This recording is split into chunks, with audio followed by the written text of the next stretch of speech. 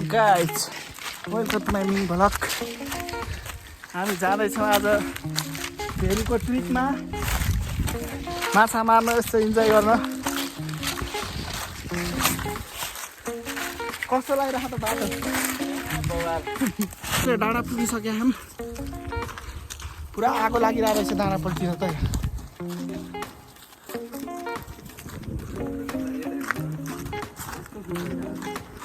अब हामीलाई जानुपर्ने हो त्यो तल्लो डाँडो देखिरह नि, त्योभन्दा नि पारिपट्टि हो। पारिपट्टि गएपछि बल्ल भेरी आउँछ। अनि त्यहाँ डेरा सेरा लगाइन्छ, मजाले बसिन्छ। अहिलेको हाम्रो सफर जारी छ। फाइनली हामी चाहिँ यो सुर्खेतबाट आउने पानी निकास खोला पुगिसक्यो। अब नास्ता सास्ता केही ल्याएन अरू, बिचबाट पनि भोक लागेर अब खानासाना यहीँ पकाएर हल्का नास्ता सास्ता खाएर फेरि हामी हिँड्छौँ भेरीतिर। मन्दिर पुग्न अझै छ, अझै 1 घन्टा लाग्छ। अझै खाना बन्न लागिसक्यो। चुल्हा बसालिसक्यो कुकलाई केले टोक्यो? कमिलाले टोकेछ। मैले काठमाडौँ सोल्टी होटलमा काम गरेको हो। अब सोल्टी होटलको अब कला अब यो निकास खोलामा देखाउ। भात पाकिसक्यो, तरकारी पाक्दा पाक्दा फेरि चिया चुरोट हान्ने अरे साथीले। चिया खान मन लाग्यो, सुट्टा हान्न मन लाग्यो भने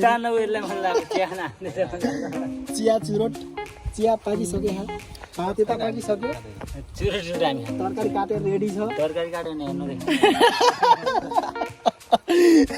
ए यार महँगै भयो त्यहाँ देखाउ नि त। कि त्यहाँ त 2टा आलु पनि मिसाउनु छ।